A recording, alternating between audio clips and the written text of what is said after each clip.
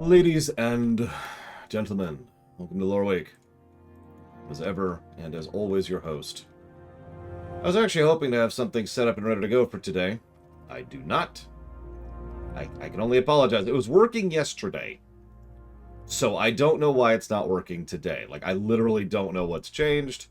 And I don't know how to fix something if something has changed that I don't even know that it's changed. Nevertheless, I'm going to still mention this since A, it's something I wanted to mention, and B, it is going to be a standard going forwards once I actually get it working. So, some of you may or may not be aware of the fact that you are awesome, and that's true. Some of you are also probably aware of the fact that unless we're doing a lore run, which we don't do all that often, we're pretty chill here on the stream. We like to say, hey, SJ, and SJ's like, hey, lore, I hate you and you're dumb, and I'm like, yeah, I know. But I do appreciate, you being honest about me. Honest about it with me. If you told me I wasn't dumb, and if I was dumb, that would actually bother me. But instead you tell me this, and that's cool. As a consequence of this kind of chill atmosphere, we have a grand tendency to stray off topic. Now, this is normal, and this is acceptable. We tried briefly saying no off-topic rules, and nobody, followed that rule. And then we tried, a substantially more nuanced thing, which is, hey, why don't we go ahead and have a thing where we don't have off-topic things when we're in the middle of talking about something else, something along those lines, right? Why are we not? Oh, wait, someone's watching the cutscene. Okay. I love how respectful these people are. Check this. I'm sorry, can I just talk about that for a second? I'm like, why haven't we polled yet? And there's one person watching the cutscene, and so everyone in the group silently but universally agrees to just sit here and chill and let that person watch the cutscene. And I know what you're going to say. These people are much better than WoW. Actually, I tend to encounter these kind of people in WoW too. The kind of people who tend to be jackasses for me in pugs are actually over in other games, like Tor, for example. But anyways, just wanted to comment on how awesome that is. Maybe I just get the cool people. Because I've noticed that's true in almost every MMO I played. For many, many, many, many years. For over 20 years now. I just tend to get the cool people in MMOs. Anyways, thank you for watching my show, Tim and Ash. Give me a moment. I don't even have that document up. That's how terrible I am. I will jot that down for the Wasteland. Wasteland 3, of course. Give me one moment here, and I will jot that down. Give me a second. There we go. Notice we've already drifted off topic. That's how we roll. That's how we roll. But nevertheless, we do like to drift off topic. But there's also a range of acceptability and reasonability. Now, I actually mentioned several months ago. I mean, that tends to happen. I mentioned several months ago that it had left the range of reasonability. One of the things I like to say often is, it's within reason. And that's a very common phrase for me to say because it applies in almost every single circumstance that exists ever. I'm cool with water within reason. I'm not a fan of drowning to death, but, I am cool with water within reason. You get the idea. You get the concept. He's dragging it over here. So, I'm cool with off topic. I really am, within reason. Now, the policy I've been quietly approaching for the last several months, since I've gotten to the point of actually getting complaints about it from VOD watchers and from other streamers, is that the amount of off-topic stuff has just gotten a little bit too severe. Now, we've actually already talked about this. This is nothing new. Nothing I'm telling you is something new. What is new is I have been trying to find an alternate solution to this. Trying to find some other way that we can have off-topic people talk about off-topic things without just dropping the hammer on it. Not the ban hammer. I would never ban someone for something like that. But, without just dropping the wall and saying, never! And what I've come up with, or rather something I've been searching into, is setting up a QA bot. Now, the whole point of a QA bot, and this is actually proof of concepted last October, to give you an idea of exactly how long this has been in process here, is the idea is you could just, rather than just being like, hey, lore, blah, blah, blah, you could type in ! The letter Q, and then you could type in your off-topic comment or your off-topic question or whatever, right? Now, the goal would be to go ahead and drop this into like a Google Doc, and that way I could just go and have those ready to go there in a queue, so I won't lose it in the kerfuffle. And when we have a dead moment, which I, of course, know exactly when those queue moments, when those dead moments are, I could then take that time to say, hey, such and such says this and that, and here's my response to that, right? This way we could still preserve a degree of off-topicness, and preserve the chill atmosphere and not be a dick to anyone or anything, and everything's great except the bot isn't working at all. So, the bot isn't working yet. So all those questions you're all posting are all awesome, and none of them are going through. Not a single one. As I mentioned, as I prefaced this entire speech with, I have no idea what's actually causing the bot to spontaneously not work. I didn't change anything. It was working yesterday. So I have no idea what's going on with that. But the goal is, going forwards, every time I start up a stream, I will have that bot up, I will have that bot running, and I will be able to be like, hey, yo, and then you could type in !Q and your question or your comment, and it shouldn't have, actually I have, Rascor, it shouldn't have a character limit. That's one of the hurdles we had to overcome, and it shouldn't have, like, obviously it has the Twitch character limit, so you have to put it in Twitch, but, and yeah, that should be cool. FYI, going forwards, feel free to try to get into the habit of doing the !Q thing, because eventually that bot will be working, and I do want people to be in the habit of considering that the method to get questions in the queue. Pun intended. Unfortunately, we didn't finish that before 10. Very sad. I'll give it to the Bard. It's their first time.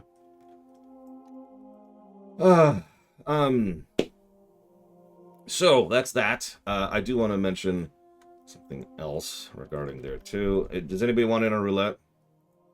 If you talk to each other about stuff, that's whatever. I'm just going to effectively completely ignore that, as indeed I always have. That policy has never really changed.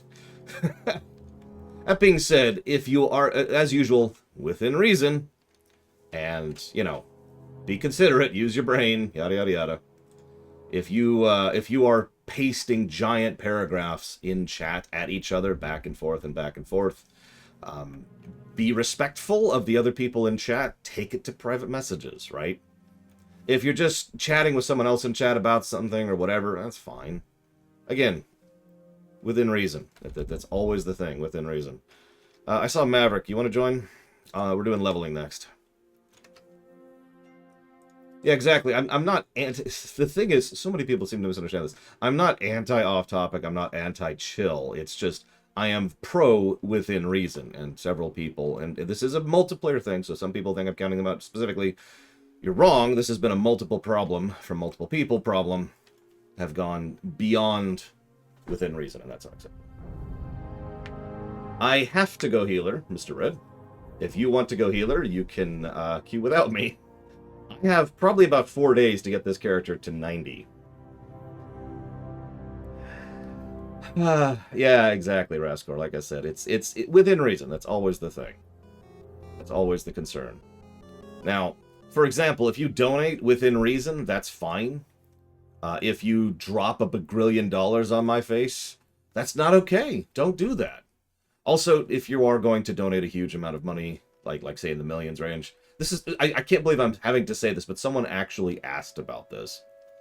Yeah, it's this week, Rax, unless I'm really slow, in which case it'll be next week. But the absolute latest that the FF14 block will start is a week from this Tuesday. Oh, I'm going to, Mike Tomato. Well, I don't understand how to answer that, Lune Ruth, but you've never had any issues, so I don't see any problems on that end. Actually, so that brings me to my second point. Thank you, Mike Tomato. You'd probably be wondering when we're streaming Elden Ring. We're streaming Elden Ring after the FF14 block. It will be the next stream we do after said block. I actually was thinking about this for a bit, depending on schedules and timing and where everything was lining up. But the long and the short of it, I have absolutely no idea, Jesse's Mask. The long and the short of it is I could shove other games forward until Elden Ring came out, and then a week plus, because you've already voted for us to not stream Elden Ring when it comes out, and then I could do the FF14 block. Or I could finish the current block, which we are going to finish this week, one way or the other, and then I could go ahead and push forwards into the FF14 block, which is effectively ready to go. And then we'll do Elden Ring afterwards. And we're going to do that. If nothing else, we want to let some day one patches go in and some fix online bugs go in and let people play the game so they can actually participate in the stream and blah, blah, blah, blah, blah, blah, blah. So that's what we're doing. that's when Elden Ring is going to happen immediately after. It's actually on the website. The queue actually showcases that. Let's see what else we got here. What's the next thing I was going to talk about? New format. So this is actually partially based on feedback from several people, including someone I'm going to name specifically, Hazardous. Yes, I am well aware of it, D. Taylor Smith. I'm not particularly worried about it, but I am aware of it completely, yes. I'll say, I mean, if you want, Rax, we can swap that. What do we get? What do we get? Really? Okay, whatever. Moving on. Let's go and do this. Partially based on feedback from Hazardous, but he is, again, not the only person. As much as I do value the individual, I'm not likely to change an entire scheduling structure just for one person. Nevertheless, several people have requested a slightly more structured way of archiving the VODs, and so we have. I don't know how many of you have even noticed this. Every video that I push out onto the YouTube side of things actually goes into a playlist, because that's what I use to keep track of things, not only for myself, but also for other YouTubers. I pretty much exclusively use playlists, actually. So we've stretched things out a little bit. We're still kind of playing with the format, but right now the idea is that any of the post-game ruminations go into the post-stream ruminations category. We've actually got a whole category just for that.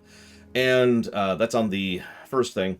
And on the second thing, rather than doing the years thing, which is what we have been doing, and rather than even bothering to clarify whether it is a classic or a premiere run, since the overall format of the two is effectively the same, we're going to just go ahead and have monthly runs. Whether it's classic, whether it's premiere, whether it's anything else, it'll simply be in that month's block. So that'll be the February 2022 playlist, and then there'll be a March 2022 playlist, and so forth and so on. And that's going to be the format for the immediate future to make it easier to find. And yeah, especially for cell phone users, like I said, I've gotten several feedbacks about that. I admittedly don't really know that side of things, so I was kind of going off of other people's input on that one. Hopefully this will be an easier and smoother method of perusal. I think that's it. So I do have two super quick things that I'm actually not talking about. I am only bringing them up because I was specifically asked to. So first, I was asked to comment on the fact that several news sites have been saying, hey, oh my god, the FTC is breaking from tradition and doing all sorts of unusual stuff in how they're investigating the Microsoft acquisition of Activision Blizzard. Those people are wrong. That's it. That's the news tidbit. They're wrong. I already explained in a previous video when we discussed at length the exact procedures for how these things work, what happens, and the stages and layers of allowing something to go through rather than giving it approval and all that fun stuff. What is happening right now with regards to the Microsoft acquisition is 100% normal. Moving on. I did a whole freaking video outlining exactly what was happening. Moving on. That's just, I'm only commenting on it because people actually specifically asked me to. Whoop. Okay, so I think I'm gonna have to. Nope, we're good. There was something else. Oh yeah. So some people have asked me to comment on the fact that the tank just got hit by all that stuff, and there's this button called Esuna. Okay. Now, healers of the world, put Esuna on your bars. Jesus Christ, this is one of my personal biggest pet peeves in FF14 is so many healers don't seem to know what the Esuna button is. If you don't know what it is, Esuna, it doesn't matter how you pronounce it, it is the button that gets rid of dispellable effects. It is the dispel. It is the thing you should hit when someone has a dispellable thing. Use it. All right, we're done. Especially on this boss fight, because this boss fight does a thing where he'll kill everyone on that side of the room if they're still on that side of the room when the book closes, and he has a slow effect, so as you might imagine, he has a vested interest in preventing you from escaping that. Anyway, sorry. Off topic. See, I just got hit by it. That's okay, though, because I'm going to do this, then I'm going to do this, and we're going to hit Maverick first, because he needs it more than I do. No offense, Maverick. We're going to aim ourselves, because we're going to need this in a second. Come on. He really doesn't want to do it, does he? There we go. Let's go ahead and get our dot back up. Everyone knows sages suck. And then he's going to push us back again. All right, where the hell was I? Right, the other thing I was going to ask to talk about was some dude whose name I don't even remember right now, to be completely honest with you. Had a thing where someone took him to small claims court. Let's just kind of shuffle over here. And in Japan.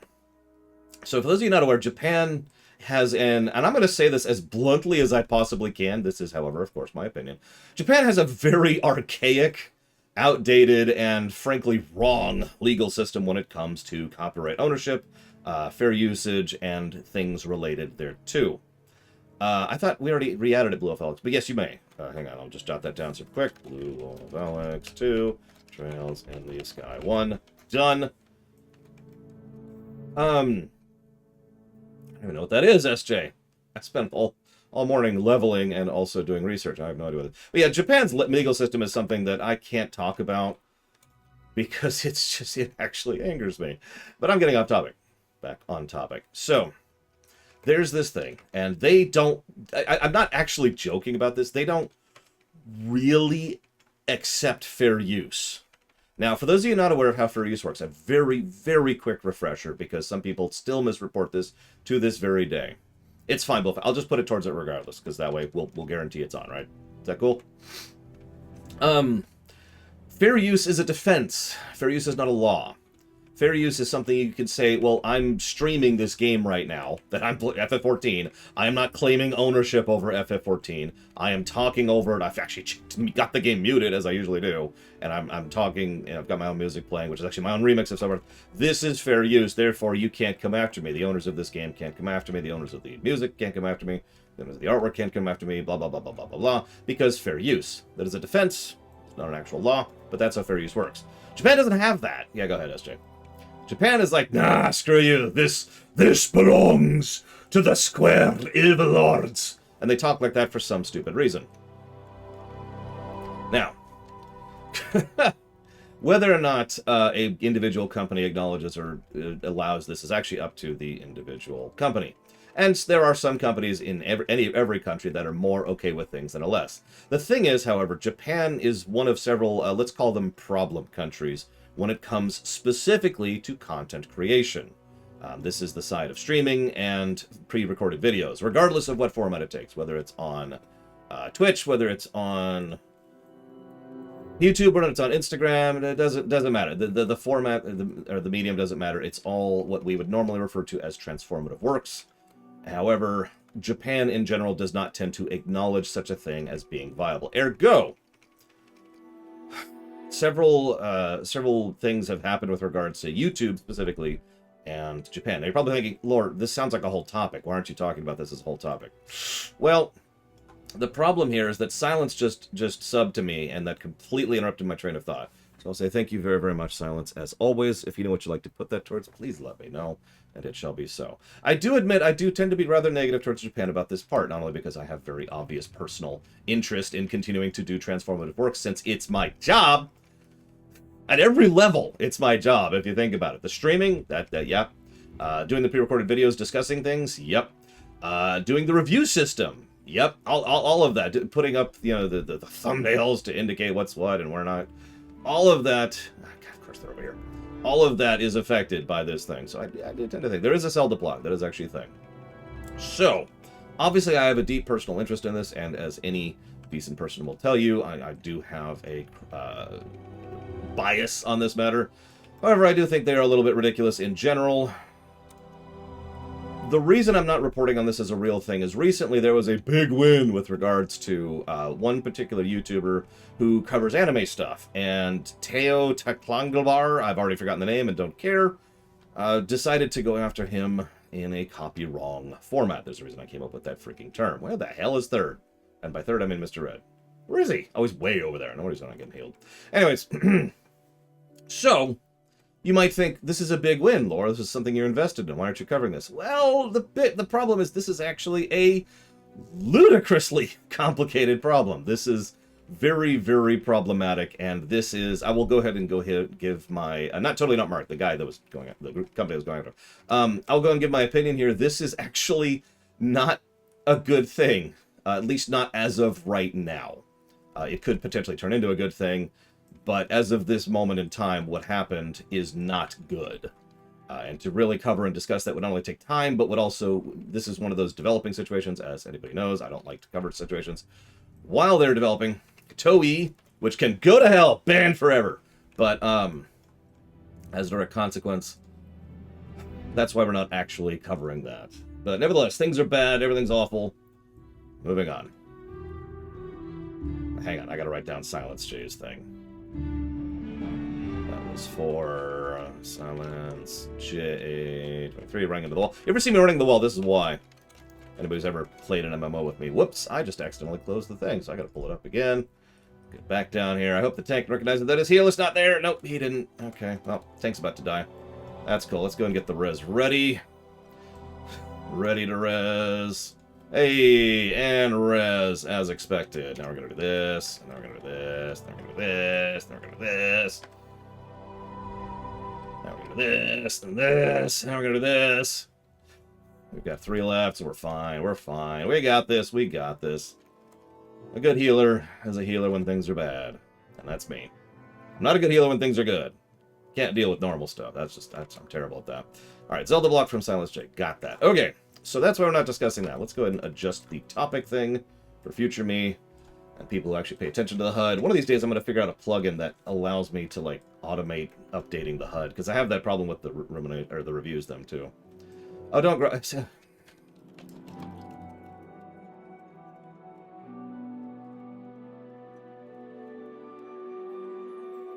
That's me apologizing to the tank for letting them die, because that is 100% my fault.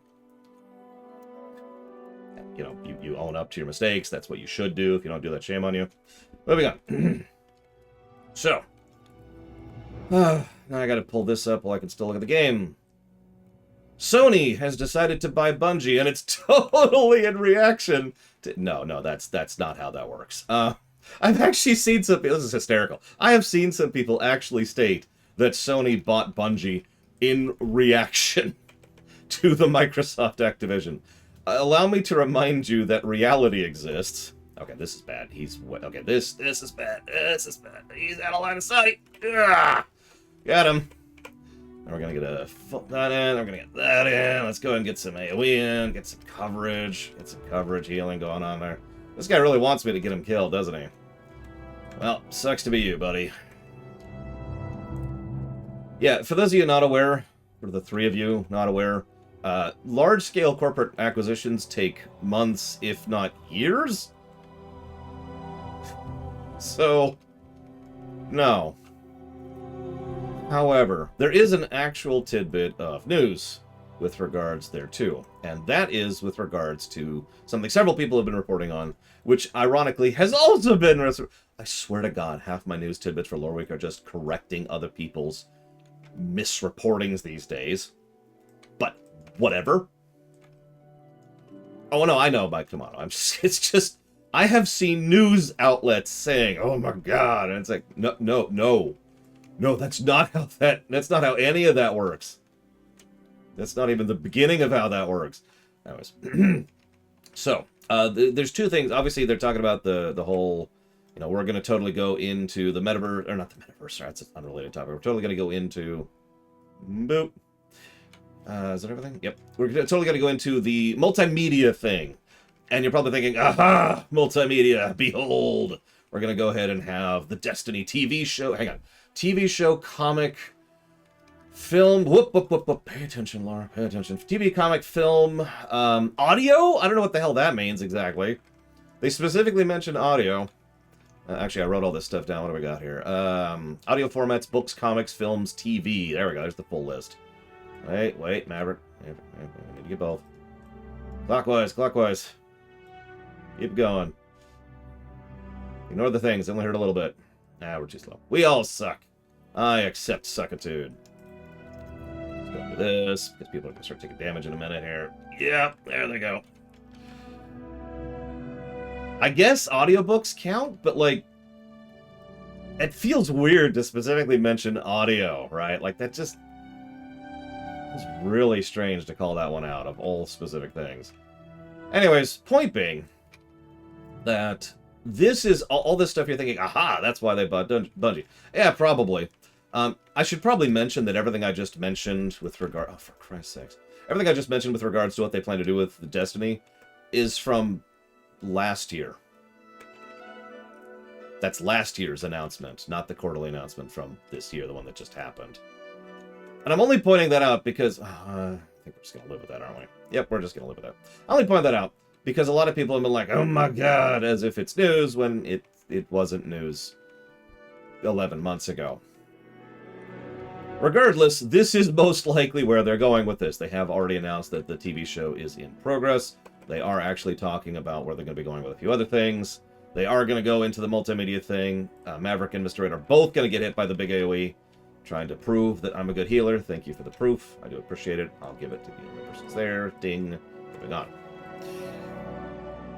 Now, there is one other thing that people have been reporting interestingly. I'm not going to say actual misinformation on this one, but some people don't seem to understand. There's a proviso that Sony has put into the Bungie acquisition, and that says, and I'm just going to quote this word for word here, approximately 1/3 of the $3.6 billion acquisition consideration consists primarily of deferred payments to employee shareholders conditional upon their continued deployment and other retention incentives. Yeah, Fife, I don't know how, but sure, join me. Join me. I'm doing, what am I doing next? Alliance? Yeah, we'll do Alliance. Here, let me under-level myself so I get the quicker Alliance, because I'm a horrible human being. Oh, that's not a question to me. Anyways. This is extremely normal. For those of you not aware, Bungie is actually primarily owned by itself. The employees are actually the majority shareholders within Bungie. This is extraordinarily unusual, by the way, especially for a company of this kind of prestige and level.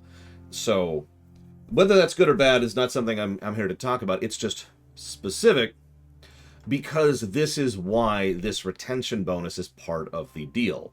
And the deal is incumbent upon people accepting legal documents stating they effectively can't quit for X years. Now, I'm not going to go down the entire thing for you because it's actually rather extensive. But the long and the short of it is they want to keep people still working there. And you might think, well, yeah, but hang on, there's actually one other niggle that most people haven't been reporting on. It's like this. Let's assume for a moment that you, in chat right now, you have a large stake in Bellhammer Inc., okay? So you're like, hey, I've got this. Everything's cool. I've got this this ability to own part of the company, and Microsoft comes along. No, Tencent. All right, let's go evil. Tencent comes along and says, hey, yeah, so we're going to buy out Bellhammer, because they could totally do that. Now, as a result of that, that payout goes to the people who own it. That's how that works in any transaction, which means you. Which means you probably make decent money in your position, but you are now being offered a number that is probably in the millions of dollars as an upfront payment in order to buy out your share of the company you work at. Now, what would go through your mind upon seeing that? Maybe I shouldn't make it 10 cents because that's just horrible and evil, but you know. And yes, I've been playing FF14 since 1.0, Steve Campy. So. Well, no, Mike Tomato, but I'll come to that in a minute.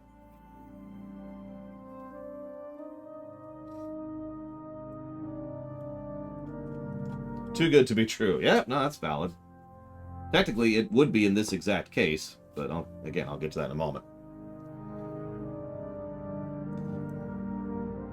You get the idea, though, right? It's not that hard to think, oh, sweet, I'm going to retire now. Boop, I'm out.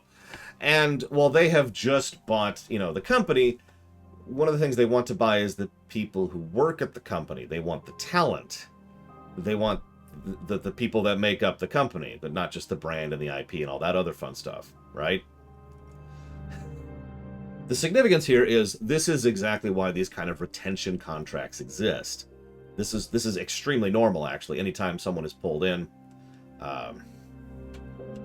yeah, they effectively pay you, then they make you sign a document signing, we're going through with this, please don't retire for X number of years, and that's how the legalese on that works. That is, of course, a massive oversimplification, but that is the long and the short of it. What is my friends button? Do I have a friends button?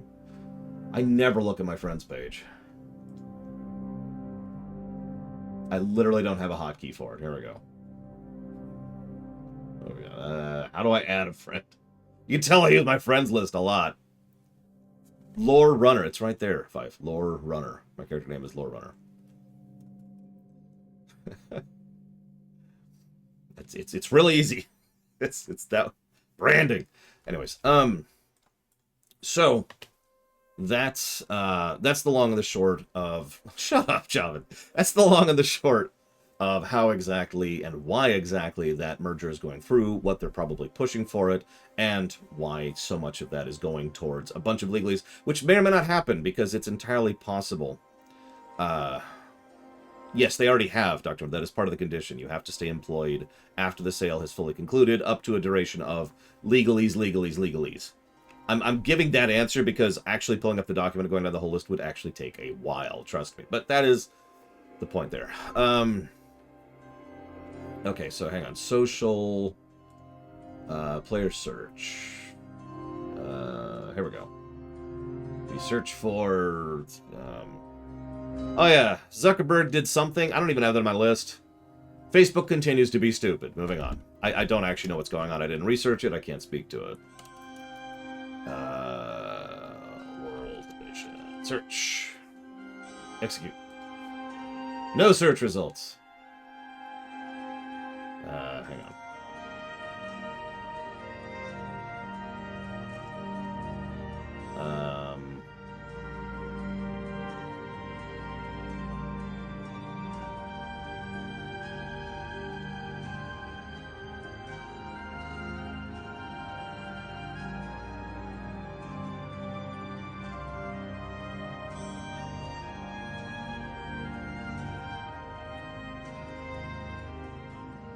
What server are you on, Fife?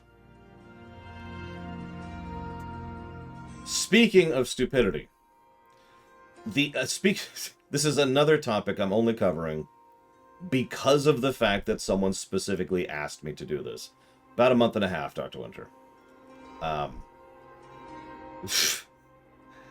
wouldn't even be mentioning this if not for the fact that I was specifically asked to by several people. During the quarterly earnings report from Actiblizzard, there was a mention that they are going to be moving into Warcraft Mobile. That's it. That's the news. Moving on. So, speaking of other random tidbits here, Voice of Cards, a game that came out 3 months ago, has already been greenlit for a sequel, and apparently he's on a different data center, so we're going to go ahead and shuffle over here and just do this, make sure I'm the low-level thing. Hope you're ready for CT, because that's what we're about to get. So yeah, Voice of Cards, woo! Okay, cool. Another thing, this is another just random little tidbit. So some of you may or may not have been following the Public Investment Fund at Saudi Arabia. Saudi Arabia is kind of been doing this. This is not new. And this is kind of normal, all things considered. They have been persistently and consistently investing into gaming, just across the board, for 2 years at this point, I think, something like that. And buying up as large of portions as they can manage in certain things. Now, I'm not going to go into exactly how Saudi Arabia does their specific finances and why the Public Investment Fund exists. You could probably guess. The problem is the obvious thing, the fact that Saudi Arabia, as a governmental body, the nation, the government of Saudi Arabia, is investing into gaming companies on a large scale. Make of that what you will. Speaking of investing on something to boost yourself, the New York Times has decided to buy Wordle. Now, oh, I know, Robostal, I wasn't going to even talk about that. Now, some people have actually asked me about this one. This is actually fairly simple, but the question I usually get is, why would you buy Wordle? Why would a newspaper magazine company buy Wordle? And the answer is actually fairly simple. As I said, I'll give the answer up front. They want to boost their subscription figures. Now, the long and the short of this is something that has become very common in the more modern era, is that people at companies have started to wake up just a little bit to the fact, oh, I should probably pop this up, just a little bit to the fact that they're having trouble maintaining subscription figures when there's 7 trillion billion subscriptions out. I've actually talked about this on this very show several times, because some people at some companies for, I don't know, about 20 years now, that's exaggerating, it's probably closer to 15 years, have all had this random thought that all they have to do is come up with a subscription service and then they make money. Which is not how any of that works, and it's taken them an extraordinarily long period of time to figure that out. And even now, people are just barely figuring this concept out. So what's been happening over the last couple of years at this point is the people who are invested enough, the company, who are invested enough in trying to make sure that their subscription service continues to make money, are trying to do everything they can to add value to their subscription service. You can already tell that this has been a thing because we've actually already talked about this with regards to Microsoft and their Gaming Pass, whatever the hell it's actually called. This is also a thing that Disney has been pushing for substantially lately. Please don't die. With regards to the Disney Plus service, and this is also something that Netflix has been struggling and honestly failing at. And of course, this is the exact same thing. This is why they're doing it. They want to boost subscription numbers, so they're offering it as part of the New York Times digital subscription. They're not part of the newspaper side of things, obviously. Meanwhile, Mr. Red is getting hit by something because he likes getting hit by stuff. Oh my god, it's hard to see in here. So, that's that. Now, last week, I decided not to have a Loreweek because there was this one idiot at Ubisoft who was an idiot. And I'm just going to say it that way because he was an idiot. However, I did mention it on stream because, yeah, I was like, sure, it's all going to laugh at the moron. And several people actually specifically requested, not everyone watches every little stream you do, Lore. In fact, I'm pretty sure close to 5% of my viewers see every stream I do. Probably less than that, actually. It's the nature of streaming 10 hours a day and also being a variety streamer. Lots of people bow out for things, blah, blah, blah, moving on. So, what is the terrible, awful thing? So, one of the things I tend to do as a regular course of my news trawling every day that I do is I go and I glance at just a huge variety of news sites trying to see if I can catch any information. I cast a wide net, as I like to say.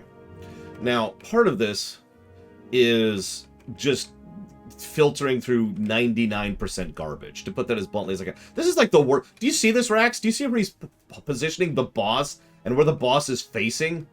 This is actually the literal opposite of good tanking. Thank you. Someone who moved that. God. Okay, so we got a boss with a big beam attack and a big cone attack. Let's put him on the edge of the entire arena and then face the arena. And Maverick's about to die. I might as well go get ready to res him. Here it comes. Here it comes. The res. Oh, anyway, sorry. So, getting distracted by morons. Not you, Maverick. I'm talking about the tank. Someone else moved the damn thing. What do you want that is going to be wiped? So, here's the article info. So, the article title, nope, I'm good. Cutting down to it here is, and I quote, Ubisoft executive defends NFTs, saying players don't get it. Now, what my immediate reaction to that was essentially, oh, yeah, sure. That's probably clickbait. And I usually do click clickbait, believe it or not. And mostly the reason why is just part of the verification process. Like I said, I do actually cast a wide net. That's the whole point of that system, is to try and catch as much information as I can and hope to find stuff that's actually accurate. So, I actually read the article, because it's me and I read very quickly. Check this out. Ubisoft company said they will proceed with plan. That's a lot of people just got hit by that. Oh, yeah. We're going to have to res the tank in a second here. I think I'll res the healer, actually. Oh, the healer got rid of it. Tank's not going to, though. Boop. Tank's dead. A huge number... Ubisoft executive said the company will proceed with its plans to implement non-fungible tokens in its games, claiming players don't get it. Okay, so that's still just whatever. That's still just whatever. We're just going to ignore that. But then we actually read the interview here. This is actually Australian Financial... Blah, blah, blah. Ubisoft Strategic Innovations Lab. That's going to hurt. It's just going to hurt. I'm just going to accept it. And we're just going to get some heals out. Hang on just a second. God, people. You know what I said earlier about people knowing the fights? That doesn't apply to this raid, and that's not actually a joke. This is the one raid where that doesn't actually apply. But yeah, this interview is actually worse than the freaking title. So, okay. So this is the Ubisoft Strategic Innovations Lab Vice President. And I quote, "Well, it was a reaction we were expecting," he said, in response to the large amount of negative responses to the quartz system. That's what Ubisoft is calling it, the quartz system. And quartz as in the gem, not as in the place where you bang a gavel. "We know it's not an easy concept to grasp." Okay, stop.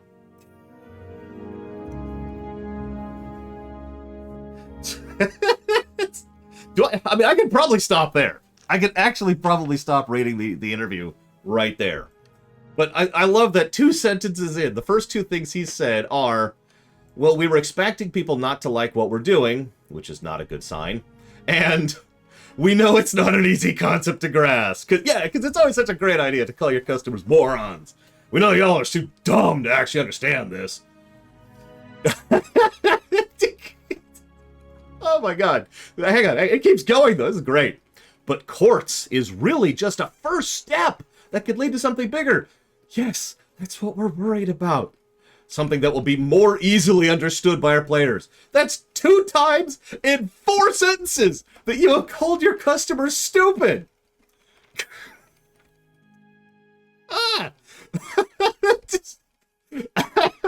I'm sorry. This is hysterical to me. That's why I had to show this. This was my weekly humor, was this article, or this interview, excuse me. So he continues. I think gamers... Hang on. Give me just a second. I think gamers don't get what a digital secondary market can bring them. For now, because of the current situation and context of NFTs, gamers really believe it's first destroying the planet and second just a tool for speculation. Fresh reminder, I did an entire Loreweek going really in-depth into what NFTs are and cryptocurrency and why they're destroying the planet and why they're a source of speculation. I spent time and effort and research going down the list explaining exactly how that works.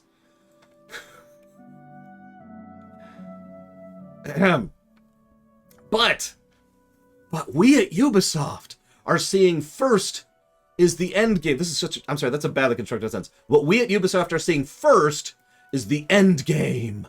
The end game. The end game is about giving players the opportunity to resell their items once they're finished with them, or once they're finished playing the game itself.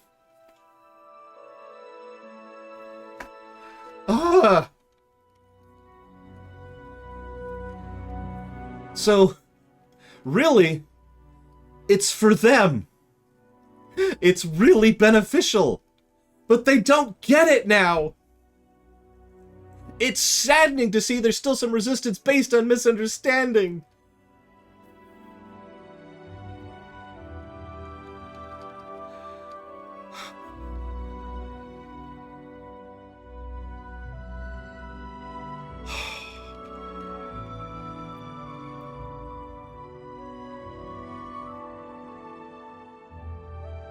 So anyways, fresh reminder that Ubisoft are not the worst, but they're pretty bad. And Maverick's dead. That's jeez. Where are you, Maverick? Oh my god, I don't even know where you are. You're out of range of me, wherever you are. Where? Oh, you're way over here. There we go. Res. Jesus Christ. So anyways, that's that article of humor. There's your humor for the day. Yeah, in reality, that's all I really want is to be able to make money and have a second job. Can I do that? Can I work 2 jobs rather than enjoying my life? Can I please? It's just, that'd be just swell, you know? Where is my party? Why are we all over here? Oh, because we're A. That's on me. That's on me. I'll accept that. Let's get some heals out. Everyone live for a minute. Next topic. Saudi Arabia, New York Times, Ubisoft, Atari! hang on. Where's the... Hang on, this is good. The Atari brand... Oh, I need to back up it. The Atari brand is synonymous with video games, and video gaming is the backbone of the metaverse.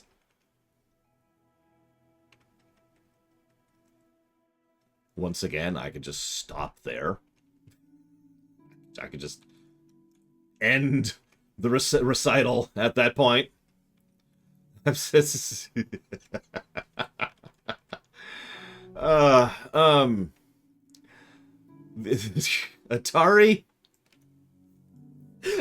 come up with this new concept. This is great. I love this. It's called... Where is this person? Why is everyone always out of range of me? Oh my god.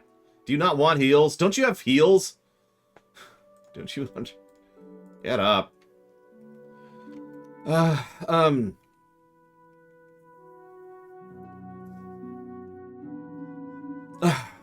what Atari is... I don't know how to talk this one up.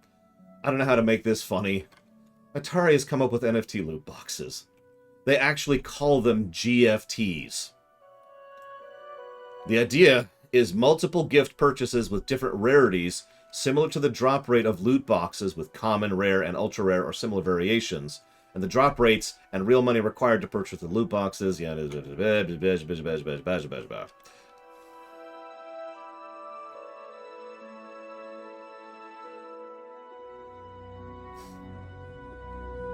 Now, this is funny for about 15 different reasons. Oh, thank you for the rest. So, reason number one. What the hell are you smoking? I'm actually completely with you on that, craziness. Can I just say, really quick, that for once, I'm actually happy to be a human being. Because I'm totally human. Because there has been such a near universal opposition to NFTs, and it's actually been causing multiple companies to backtrack on it. It has actually been causing companies financial difficulties, and that's awesome. After so many years upon years of people just accepting so much garbage, it's nice to see that people are actually like, no. Anyways.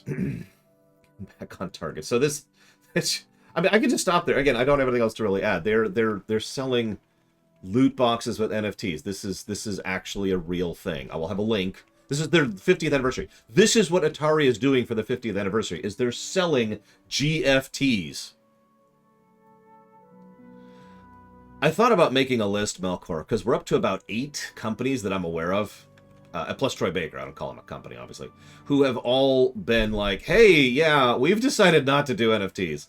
And it has actually been causing financial issues for some companies, which, of course, as we all know, is what's actually going to make this stuff not happen. Hello? Looks like C-Team over there isn't stepping on that, so we're just kind of...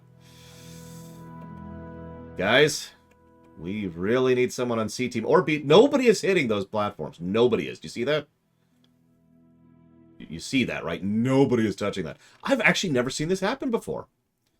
This is the dumbest group I've ever been with. That's not a joke. That's actually terrible. Could you step on your freaking thing, please? So we can get up?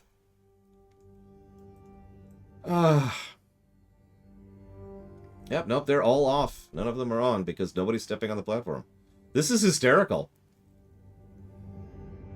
I'm just gonna stand here. But yeah, so that's Atari. They're dumb. Moving on. What's my next point? Hang on, where's my notes? Make sure I don't miss it. Right! So that's all a bunch of nonsense, and that's all a bunch of stupid.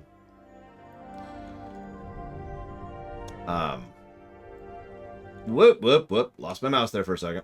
Yeah, no, hey! Someone woke up.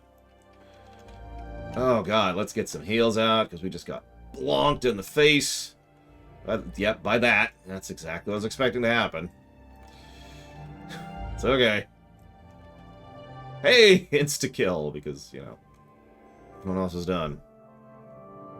Oh, my goodness. All right. I do have one last bit of news. It is actually positive news. Some of you may not be aware of a company called Yacht Club Games. Now, Yacht Club Games made a small little indie dev game called Shovel Knight. Now, Shovel Knight is Amazeballs. It's actually one of my favorite games of all time. It is probably my favorite 2D platformer of all time. And they have announced last week the new game they've been working on. They've been teasing it for probably about 3 years at this point. But they have finally actually announced the new game they are working on. They've announced the Kickstarter for it. The Kickstarter, of course, smashed every goal it's had already. I am also a Kickstarter backer because, of course, I am. But it is called Mina The Hollower. It looks very much like a Castlevania take on the Game Boy Zelda games, except better in every way. I'm not going to go through the whole thing point by point, mostly because I'm in the middle of the Cerberus fight. But the long and the short of it right now is that this game looks really good. And it's also how you do a game trailer. So some of you have heard me talk extensively, actually, about how not to do a game trailer. I'm Team A. So this is how you actually do a game trailer. It is very dense. They show off a large amount of enemies, mechanics, level design, encounters, that counter design. They show off some aspects of leveling. There's going to be a leveling mechanic in the game. There's all sorts of stuff they show off. It is very informative. You can get pretty much a vibe for what the game is just from the 1-minute trailer. It looks awesome, and I am legitimately pumped for that. So that's actually it. That's the last tidbit of news. On the off chance anybody actually hasn't heard about that, I wanted to make sure to plug that. I did want to mention one last thing as just a idle amusement of some of the thoughts that bounce around my head periodically. So I thought about doing that thing, which I do occasionally, where I go ahead and push in more Kickstarter money, mostly to support the game, for games I actually believe in, like this one, for example. But also because it's a marketing expense, which I can then claim as against my taxes. Because I could get my name in the game, right? Woo, cool. The thing is, by the time at which I became aware of it, which was about 3 hours, I want to say, after it was announced, I think it was $750 requirement to get an NPC named after you was already taken. Right. No, wait, come back! There we go. So that was off the table, so I didn't have to spend $750, which I was actually considering. But then I started looking at it, and if I spent $200, I could have actually gotten my name in the game. Probably, you know how in Shovel Knight there's all the faces up on the mural? Probably something in that variety. And that's it. It's just one little reference. They don't even say where or how you'll be referenced in the game, just that there will be a reference. That's it. Now, the thing is, that's actually decent marketing money from a marketing perspective, but realistically speaking, nobody cares. That's not going to get my name recognized by anyone or anywhere. All it'll revert to is a cool little moment of, hey, look, it's me, when I end up streaming the game. Are we not going to... Are we not going to...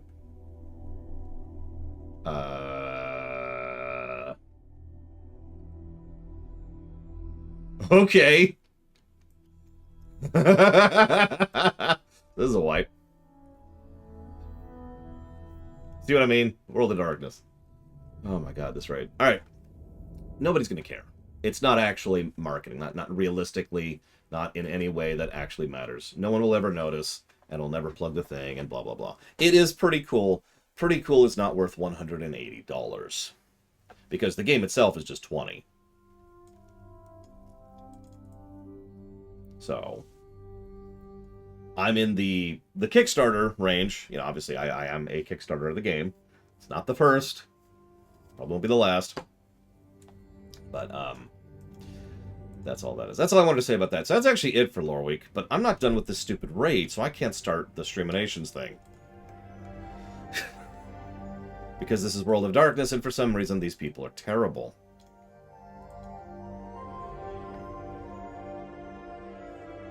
I doubt they would, though, okay? Now, I'd pay you, because you're awesome. But only if you gave me something extremely worthwhile, like, I don't know, like the intro to every Star Trek video I've ever done. Yeah, C didn't grip the things, and I didn't notice until it was entirely too late.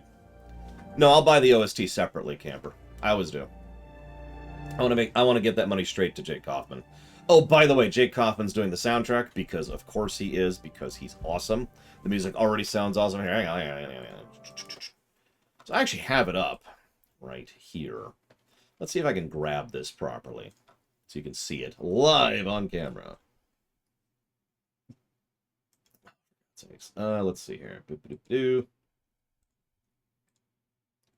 Let's see how this looks. How does this look? It's a little offside. Let's fix that. Boop. So this is what it looks like. Give me a moment. I gotta heal some people really quick. Just give me a sec. Okay, we're good. I'm going to turn it down because it's going to be a little loud.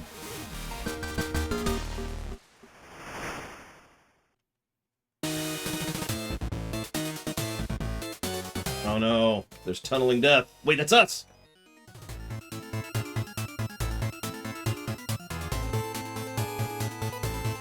Really good attention to detail in the sprite work, but that's not surprising. They do some of the best sprite work ever. Not the best, but some of the best. It's in consideration.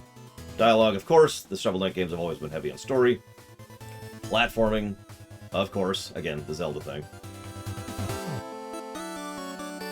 This music is extremely Jake Kaufman. I'll probably res Mr. Red at some point. Maybe. I don't know. I'll think about it.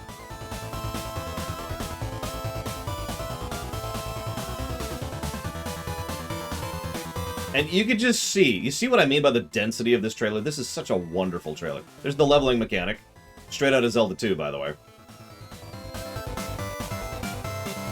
Secrets, showcasing, inventory, and equipment. You have a loadout, which we see from that.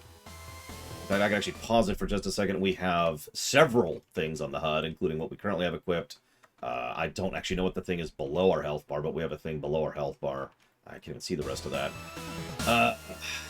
Several currencies. There's an up thing that looks like experience. I'm not sure what the money thing is, but that's probably what that is. There's a key. That's what that is. That's keys. You can see the bar at the bottom getting really big underneath the health bar. Oh, here's what the boss fights are going to look like. I'm scared. Oh, come back. There we go. Now on Kickstarter. Please actually fetter him this time. Looks really, really, really, really good. I am super hyped for that. No joke. No nothing. Yeah, there was a parry mechanic. Like I said, I cannot cover that trailer at full speed. It's actually impossible because there's just too much happening in too short a period of time. That is a wonderfully dense trailer. This is how you design game trailers right here in a nutshell. This is awesome. And I agree, Hazardous. I agree completely. Oh, I should probably get the chat back up so people can see who I'm responding to. There we go.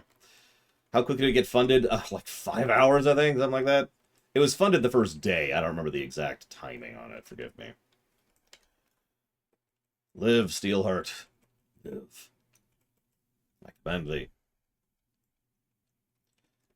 I mean, I'm sure the story will be enjoyable, Javin, but yeah, no, I'm here for the gameplay. I'm like Maze from the Magic Circle. What do I think of how many people have hate? What? Hang on, I'm sorry. Trihexia's question is confusing me. Give me 1 second. I want to make sure the tank doesn't die. What's funny, you know what I love about World of Darkness? Really quick aside. And I'll talk about this when we actually start the FF14 block, which I can actually talk about that. That's a good thing. So, I do have one last thing to talk about. But what I love about World of Darkness is the easiest boss in here by far is the last one. No, seriously, the final boss of this place is a joke. I have never wiped on her. And that's counting back in the day when Heaven's Word was no. Anyways, what's doubly funny is that's true for the MSQ as well. Both of them. Anyways. So, Triaxe says, what do you think of how people are having more hate for NFTs compared to microtransactions? So, I actually do have a legitimate thought about that, if you want me to talk about that, since I'm still stuck in this frickin' raid, and I can't start the streaminations yet. So, sure, let's go ahead and talk about that. One of the things I discuss a lot is the envelope. We've actually discussed this many, many times. Companies, this is the envelope. Whether or not the people, the customers, and this is true for any industry, tolerate something, it's always a give and it's always a take, right? Some people try to push the envelope. It's actually better to visualize it a bubble, but you get the idea. You push the envelope, and the companies are always trying to push. They're always trying to get away with more. And statistically speaking, historically speaking, they will always keep pushing forever, effectively. They will always keep pushing until there's pushback, right? If there's never any... What is that person doing, and why are they getting wrecked? If there's never any pushback, they will just keep pushing and pushing and pushing and pushing and pushing and pushing and pushing, right? So the thing is, smart companies... I hate myself for saying this, but smart companies... Who is this person, and why are they getting wrecked? Why are you dying? I don't even see where you are. What are you doing in front of the boss, you idiot? Smart companies will push very gently and very slowly to try and acclimate people to things bit by bit. We've actually already seen this in the gaming industry, specifically with regards to microtransactions. Microtransactions are so normalized that people actually defend them nowadays. The thing is, whether or not someone's individual line is going to be crossed is dependent upon exactly that, the individual. You know, for some people, any form of microtransaction is too much. For some people, you know, day one patching or on-disk DLC or any of that kind of stuff, that's the kind of thing that is simply unacceptable. It's all going to vary, right? What that means is if you were to make a graph, if you were to, like, line it all up and say, okay, this is where this is, and this is where that line is, and so forth and so on, you'll see a trend where there's kind of a, let's call it a common point of breakage, where enough people are not okay with something Oh, I'm sure, Jobin. Where enough people are not okay with something, where it's bothering enough people, then enough people do pushback. Sense make? See you around, Jesse Ward. Feel good. Feel better. This is what's happening right now with NFTs. Like I said, this is historically true as well. A lot of companies have gotten away with a lot of things until finally enough people are bothered by the standard practices that they're like, okay, this is ridiculous, quit it. And there is sufficient group pushback in order to cause the companies to be like, okay, fine, we'll pull back a little bit. And this has been a common thing for literally centuries.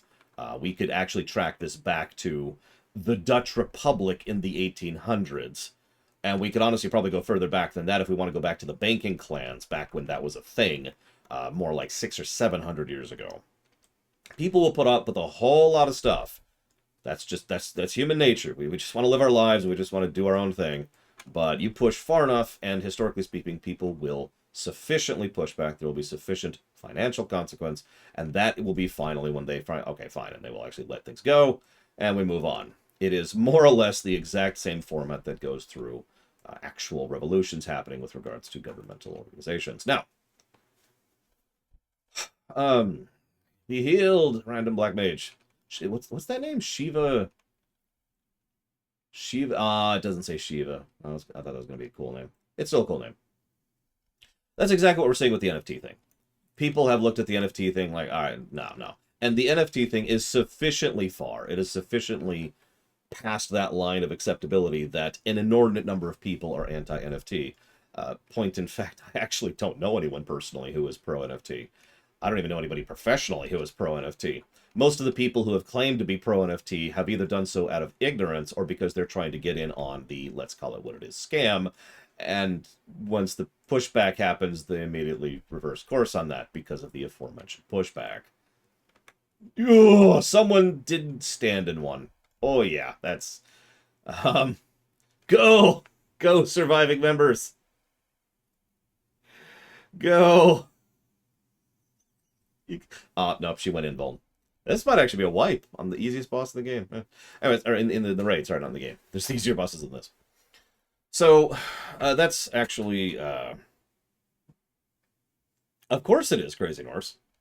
So I've actually already discussed this, but in case I have to reiterate this point, the only thing that's actually pushing NFTs are the people who are benefiting from it. It is a literal, classic, traditional pyramid scheme.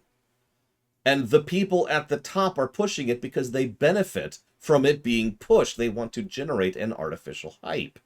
Yeah, NFT people require other people in order for the scam to exist. Otherwise, it doesn't function. So of course they're pushing it. And of course, and I proudly lump myself into that, we are pushing back. Okay, so this is going to be, I'm going to do this really quick. Boom. Get up. Everyone get up. That is a really cool Limit Break 3. Looks like it was not necessary, but I got to see that, so I'm happy about that. I'm going to actually give that to the other healer. They were doing a decent job.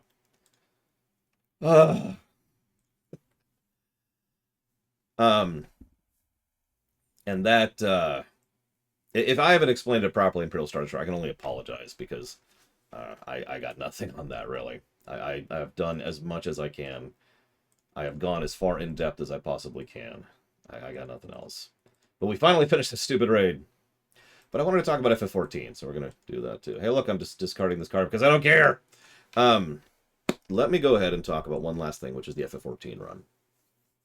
So I've actually gotten this question a weirdly large number of times. I like Maverick's outfit here. It's a cool outfit. I think it's actually my outfit, isn't it? Hang on, where's my machinist? Nope. Here, vote in chat. Which outfit's better? So, some people, a lot of people actually, close to like 12 people, have actually asked me several times, hey, so what's the FF14 run going to include? So that's a valid question because there are actually, oh, and Maverick has left.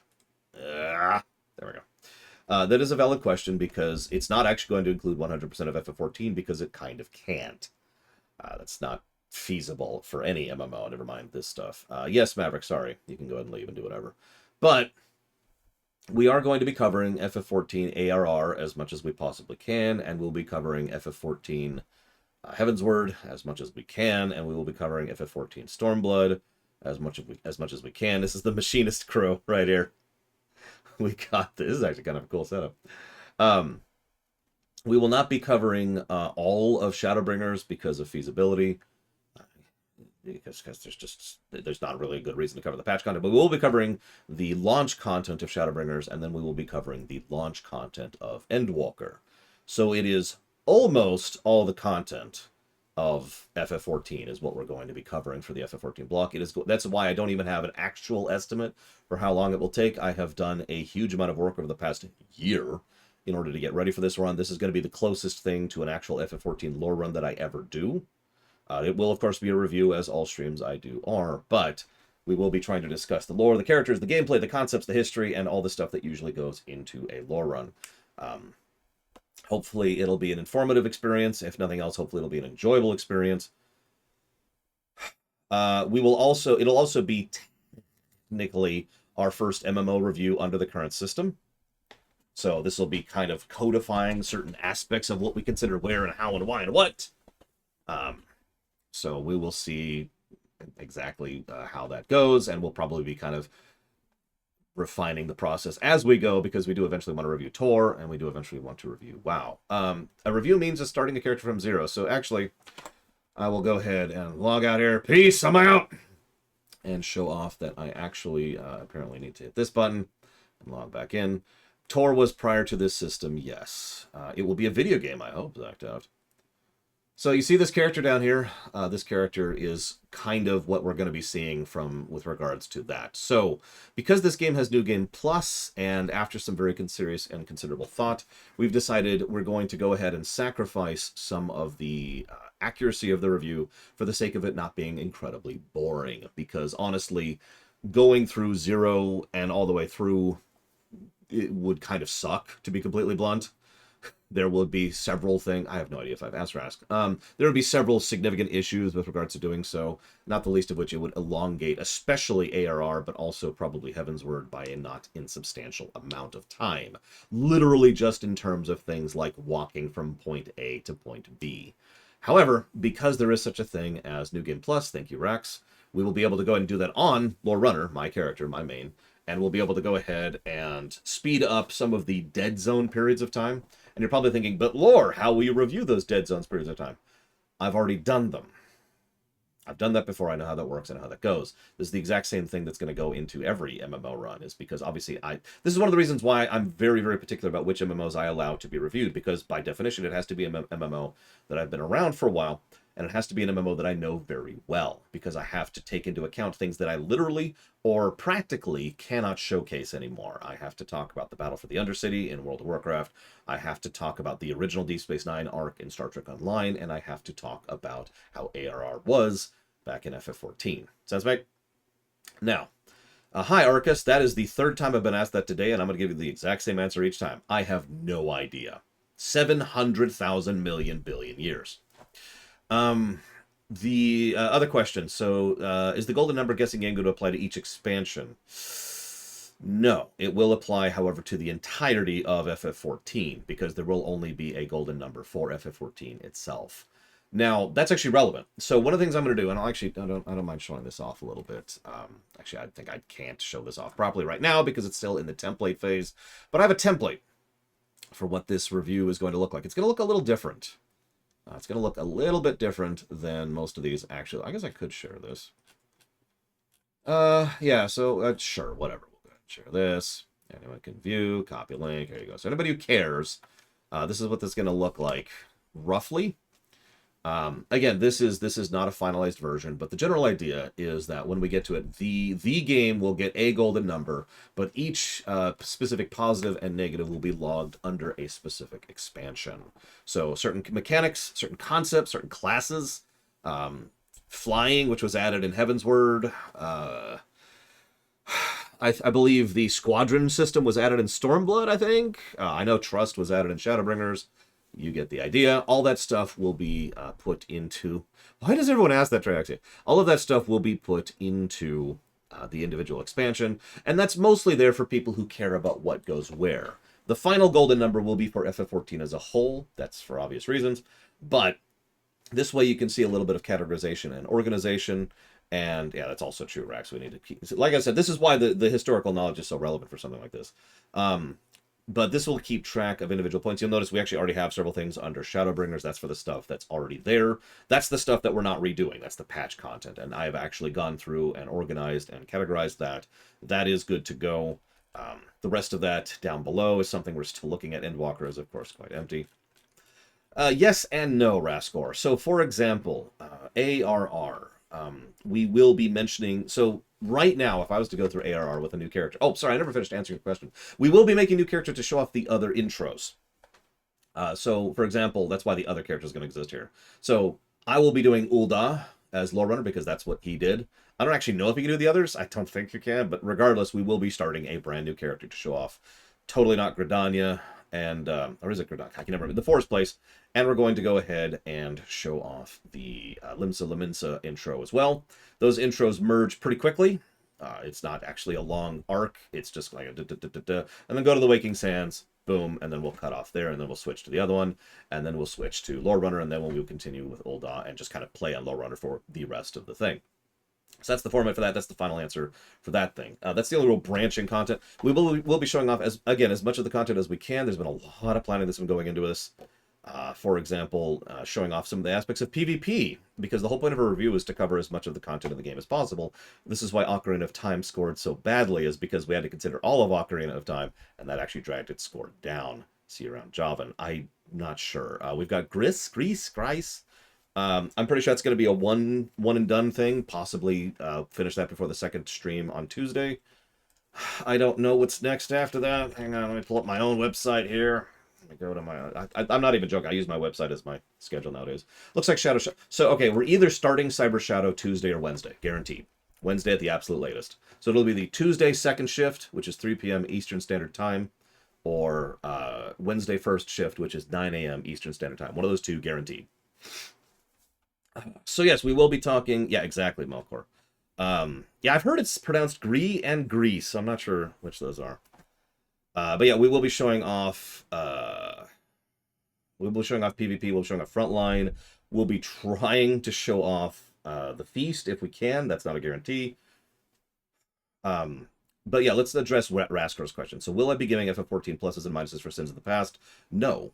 So, as always, the intent is always to acknowledge the game as it is right now. Historical context is required because otherwise I couldn't properly do it, if that makes any sense. So let me explain that a little bit.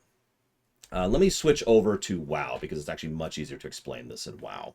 So let's say that I decide to go ahead and do a review of WoW, and I get up to Molten Core, which will actually be part of the Burning Crusade review specifically, right?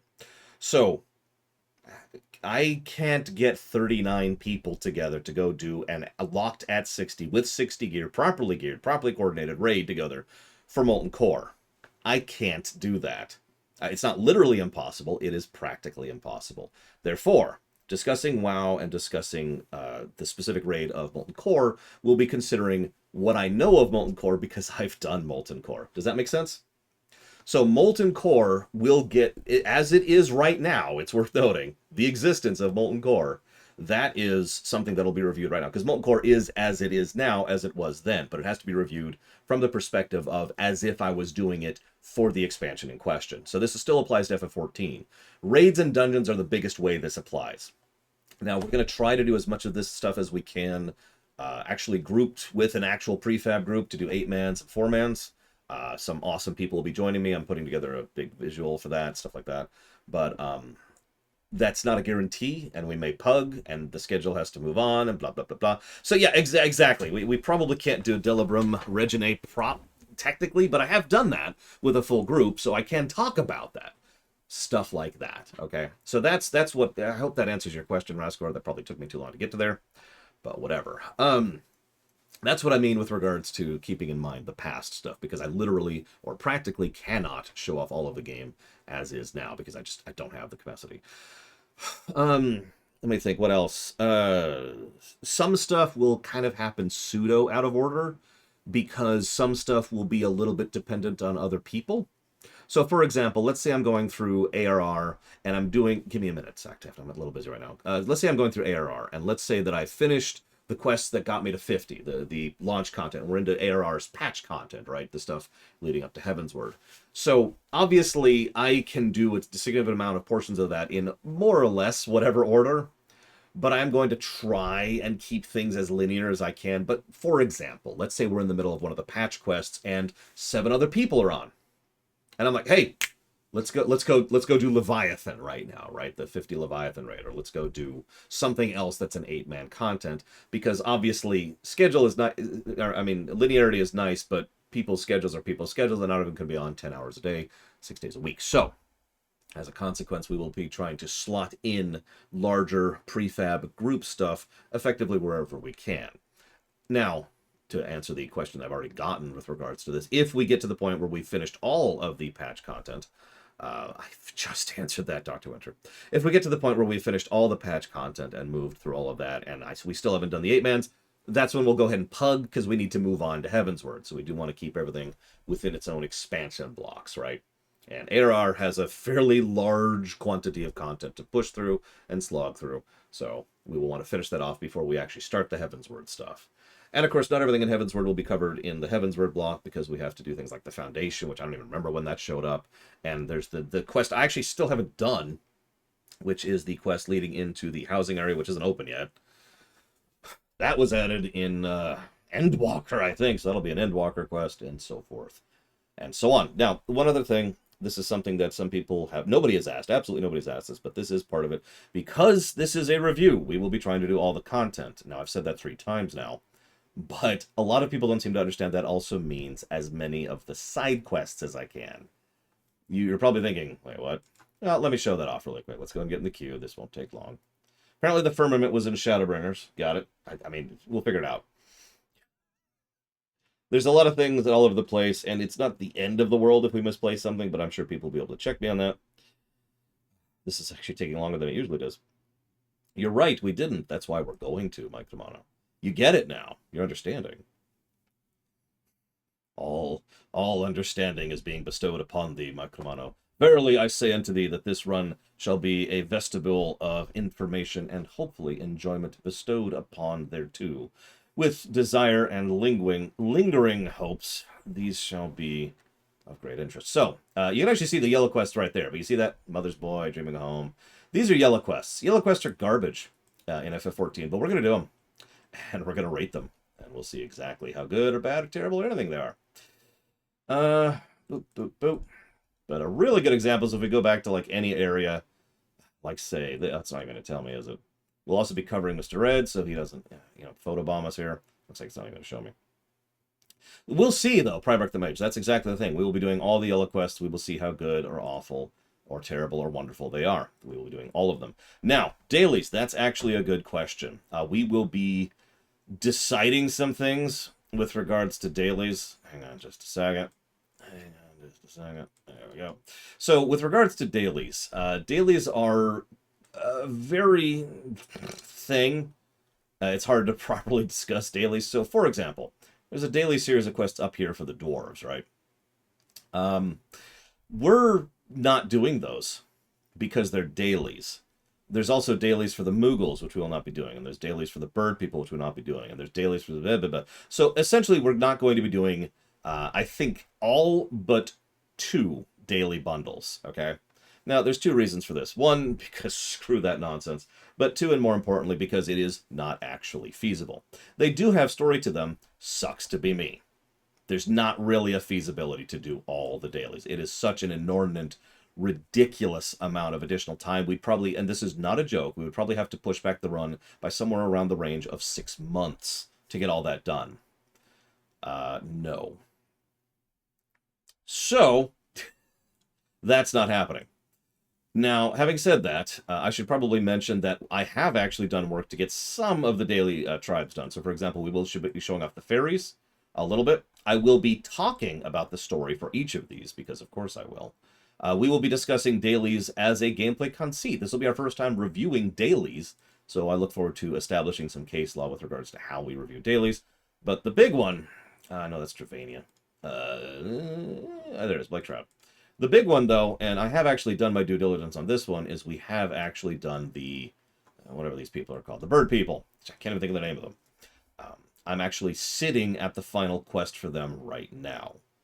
Once that's done, so each beast quest up to Stormblood, if you do all the beast tribes, there's a final quest arc for having done each of the beast tribes. So the only one of those final quest arcs we will be doing is the one for ARR, because I happen to have done all the prep work for that. I can actually show that off here. I know it's just kind of tiny, but if you just trust me here, there's our rep. All our reps are maxed. So all our reps are ready to go with regards to progressing there too. Whereas in Heavensward, we've got nothing, and in Stormblood, we've got almost nothing. And in Shadowbringers, all we have is the Pixies. And like I said, we're going to have to establish how we review dailies, because it's kind of a different concept than most game design, since by its very nature, you're supposed to do 3 or 5 or 6 or 10 or 12 a day for months. You know, that's the design of dailies, for weeks or months, depending on the specific dailies. And I think in order to be fair, we will review dailies versus other dailies, because I've seen a lot of dailies in STO, in WoW, in Guild Wars 2, and in FF14. So we'll probably be reviewing those versus other dailies rather than versus other quests, because if it's versus other quests, then I mean, that's just triple negative guaranteed, right? So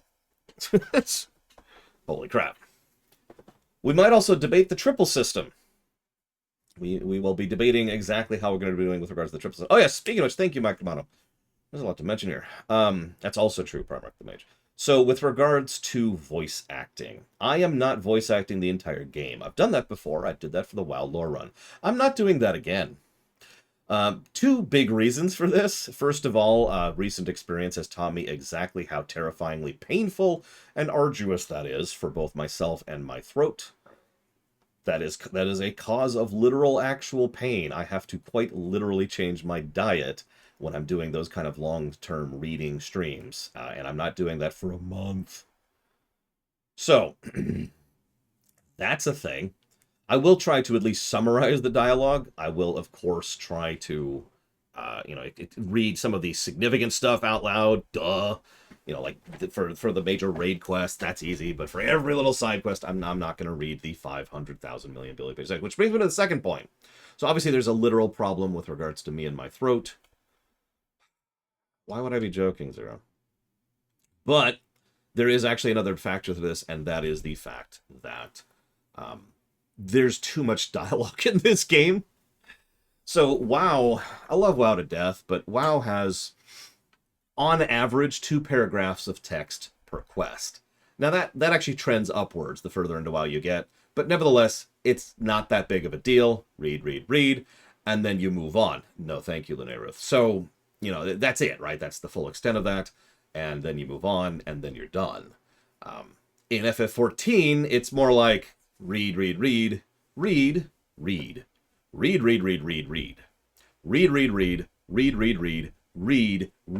quest accepted. Read. Walk. Read. Action. Read. Walk back. Read. Quest complete. And you can kind of already see why that's just not feasible, even if I was to get someone who's to kindly volunteer their time, such as Loreweek, to do that, because it is just an inordinate amount of text in this game. It's because, and I've said this before, actually, it is specifically because of the fact that this game is primarily not voice acted, that they can afford to dump pages upon pages of text in virtually every single quest. There are precious few exceptions to the inordinate amount of dialogue, because they don't have to voice act it. Now, hang on, Shadow Machine. First of all, what's your backup?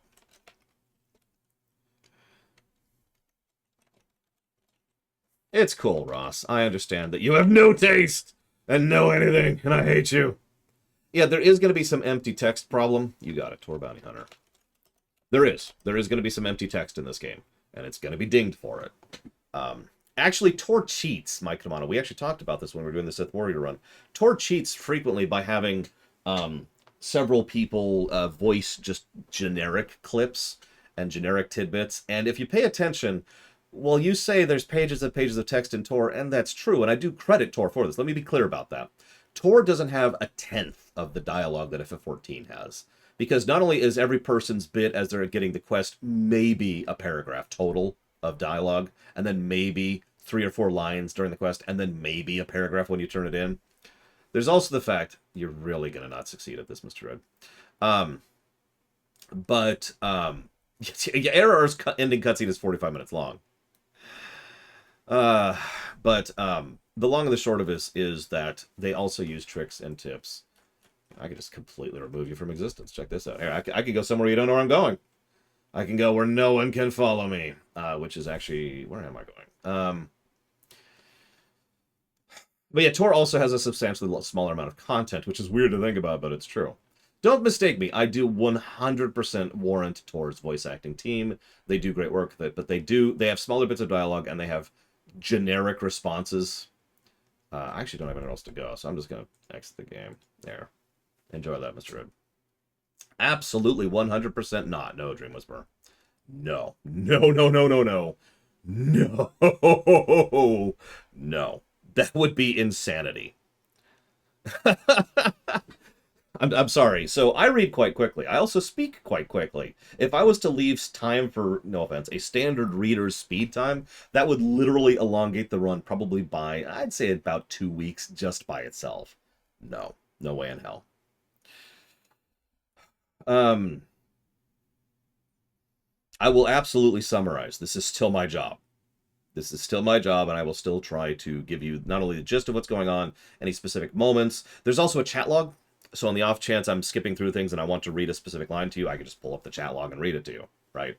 So I will definitely get across the story. This is still a lore run. It is just, thanks to the unique nature of this game, fully lore running it is not feasible. Not until I get that cybernetic throat and win $1 bajillion. I think that's everything. Well, you see, Magister, if I was to do something along the lines of a World of Warcraft review, which someone actually asked about this earlier, yes, I will actually be doing all of WoW again with regards to the review, because we actually haven't reviewed WoW. So, as a direct consequence of that, we're going to be going ahead and once again doing all the quests, and all the dialogue, and all the everything. Now, when we go ahead and do the actual review with World of Warcraft, it's going to be a little bit different, because we're not going to be trying to show off everything across 15 or 20 characters. It'll instead be closer to, I think like 10, which I know doesn't sound like a big change, but really the vast majority of the WoW review will be done on 2 characters, one in Horde and one in Alliance. Funny fact, by the way, since you'll be able to group with me in dungeons and raids, regardless of being Horde or Alliance, we might get more people helping out with that, because that's a great change, and I'm very impressed with it. So, am I going to be spoiling further content because it's a lore run?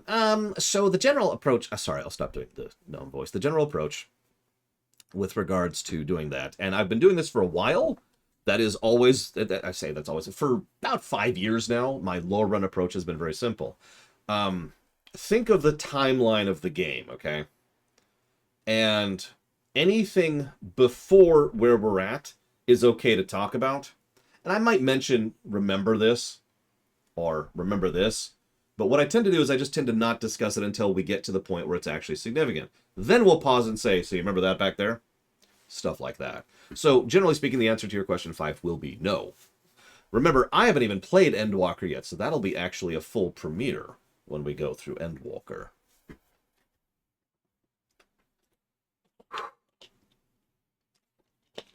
I don't know, Dr. Winter.